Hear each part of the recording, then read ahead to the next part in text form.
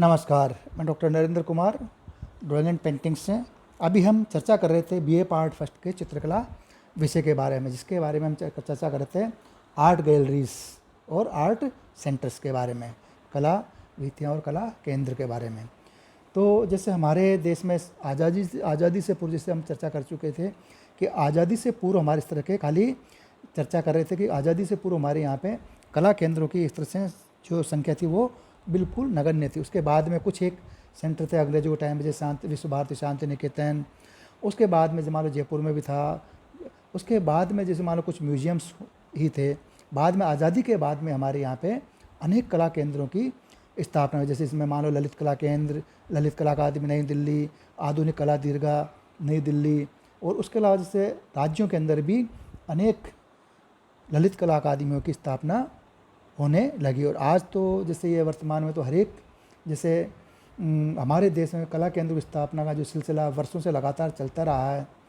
मसलन पारंपरिक कला को प्रसिद्ध देने वाले म्यूजियम तो यहाँ पहले से ही थे, और कला क्षेत्र में व्यापक रूप से पनप रही आज के वर्तमान समय में आधुनिक कला को बढ़ावा देने वाली राष्ट्रीय आधुनिक कला दीर्घा, जैसे national gallery of modern art नई दिल्ली की स्थापना हुई, तथा आधुनिक कला दीर्घा राजस्थान जयपुर के अंदर भी इसकी स्थापना हुई। यहाँ सुप्रसिद्ध आधुनिक कलाकारों की कृतियाँ खरीदकर प्रदर्शित की गई है। अब आगे जैसे हम चर्चा कर रहे हैं कि रविंद्र भवन व रंगशालाएँ, तो दिल्ली है, जैसे जयपुर, दिल्ली, जयपुर, कलकत्ता आदि स्थानों पर रविंद्र भवन और रविंद्र मंच और रविंद्र रंगशालाओं जैसे बड़े केंद्रों की स्थापना से भी हमारे देश में कलात्मक गतिविधियों को भारी बल मिला। और इन केंद्रों में संगीत तथा ललित कलाओं के प्रोत्साहन हेतु सभी प्रकार की व्यवस्थाएं की गई। यहाँ आकर्षक मंच, कला दीर्घा और कार्य केंद्र यानी कि वर्कशॉप आदि की भी व्यवस्था की गई।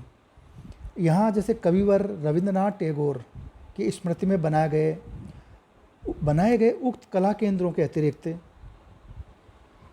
भारत भवन भोपाल, भारत कला भवन बनारस तथा जवाहर कला केंद्र जयपुर तथा कथक केंद्र दिल्ली व जयपुर जैसे कला केंद्रों की स्थापना भी की गई, जहां सभी प्रकार के दृश्य कलाओं के विकास तथा कलात्मक गतिविधियों के विस्तार का कार्य प्रारंभ हुआ। यहाँ की रंगशालाओं में विश्व के सुप्रसिद्ध नाटकों का आज के समय मंचन होता है। नृत्य कला के अनेक महत्वपूर्ण रंग प्रदर्शन भी होते हैं। बड़ी बड़ी कला प्रदर्शनियाँ लगाई जाती है। प्रदर्शन कलाओं तथा दृश्य कलाओं के से संबंध अनेक गोष्ठियों का आयोजन किया जाता है। प्रकाशन किए गए और अंतर्राष्ट्रीय स्तर पर कला परिवारों को जोड़ने के प्रयास समय समय पर किए जाते रहते हैं, और इन गतिविधियों से इन केंद्रों की सार्थकता भी सिद्ध हो रही है। कलात्मक गतिविधियों के इन प्रचार के लिए केंद्र तथा राज्यों में भारतीय लोक कला मंडल उदयपुर, चोला मंडल चेन्नई, आईफेक्स दिल्ली, श्री राम सेंटर दिल्ली तथा त्रिवेणी कला संगम दिल्ली व जहांगीर कला दीर्घा मुंबई और निजी कला केंद्रों में भी दृश्य कलाओं के प्रसार हेतु अपनी गतिविधियों में निरंतर विस्तार किया है और आगे भी किया जा रहा है।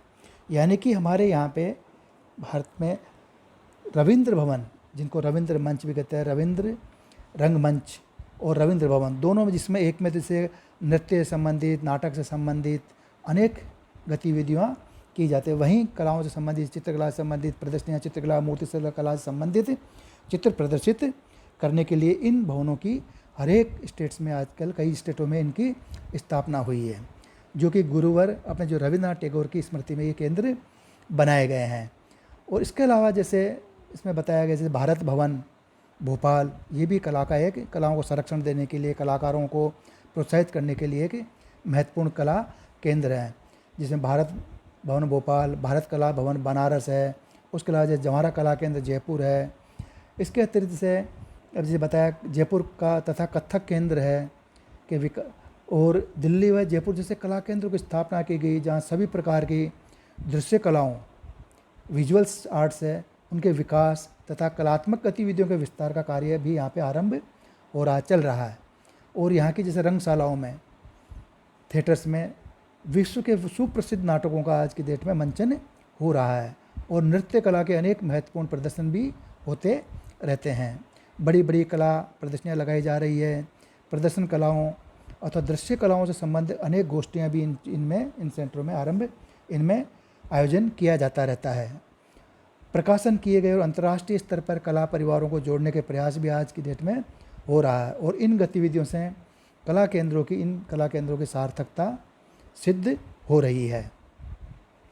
कलात्मक गतिविधियों के प्रसार के लिए केंद्र तथा राज्यों में जैसे बताया भारतीय लोक कला मंडल उदयपुर है, चोला मंडल चेन्नई है, उसके अलावा जैसे आईफेक्स दिल्ली, श्री राम सेंटर दिल्ली तथा त्रिवेणी कला संगम दिल्ली व जहांगीर कला की दीर्घा मुंबई आदि इनके तरह आदि निजी कला केंद्रों ने भी दृश्य कलाओं के प्रसार हेतु अपनी गतिविधियों में निरंतर विस्तार किया है और विस्तार हो रहा है। अब जैसे विश्वविद्यालय, अनेक जो विश्वविद्यालय हैं उनमें कला शिक्षा के द्वारा भी इनका प्रसार किया जा रहा है। इनके साथ ही देश के अनेक विश्वविद्यालयों में कला शिक्षा की विशेष व्यवस्था भी की जा रही है। वर्तमान समय में संगीत, नाटक, चित्र एवं मूर्तिकला हेतु विश्वविद्यालयों के कला विभाग तो सक्रिय हुए ही हैं। मुंबई, दिल्ली, जयपुर, मद्रास, लखनऊ आदि के स्कूल ऑफ आर्ट्स ने भी कलात्मक गतिविधियों के विकास में भारी योगदान किया है। भारी योगदान उनका आज भी हो रहा है। इन कला केंद्रों से शिक्षित दीक्षित होकर निकले अनेक विद्यार्थी आज देश के बड़े बड़े कलाकार कहलाते हैं तथा इन केंद्रों को सभी प्रकार के साधनों एवं सुविधाओं से संपन्न किया जा रहा है।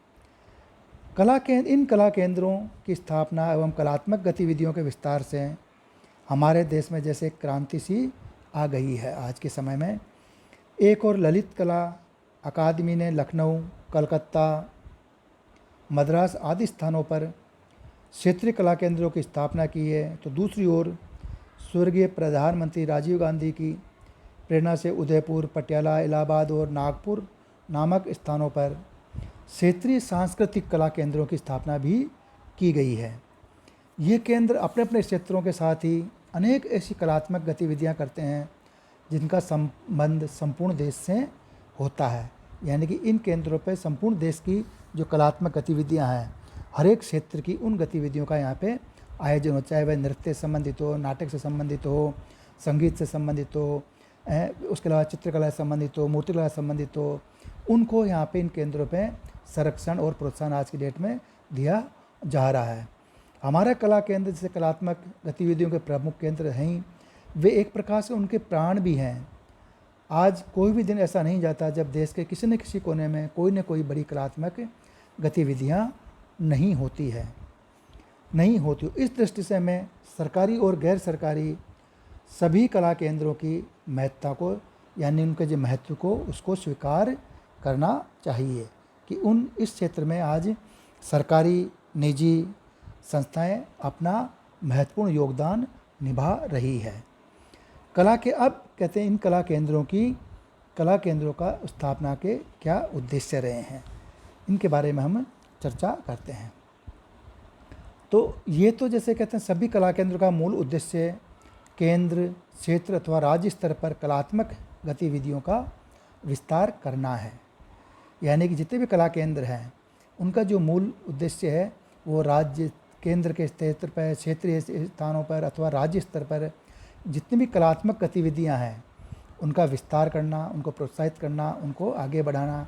अन्य उद्देश्यों एवं गतिविधियों के संबंध में भी कुछ जानकारियां कर लेना उचित होगा। जैसे सामान्यतः चित्रकला केंद्र चित्रकला, मूर्तिकला, संगीत, नृत्य एवं नाट्य कला के बहुमुखी विकास हेतु स्थापित किए जाते हैं। मतलब नॉर्मली रूप से, सामान्य रूप से जितने भी कला केंद्र हैं जिनमें चित्रकला, मूर्तिकला, संगीत, नृत्य एवं नाट्य कला के बहुमुखी विकास, माने इन कलाओं के विकास डेवलपमेंट्स के लिए, इनको प्रोत्साहित करने के, इनको आगे बढ़ाने के लिए इनके विकास हेतु स्थापित किए गए हैं।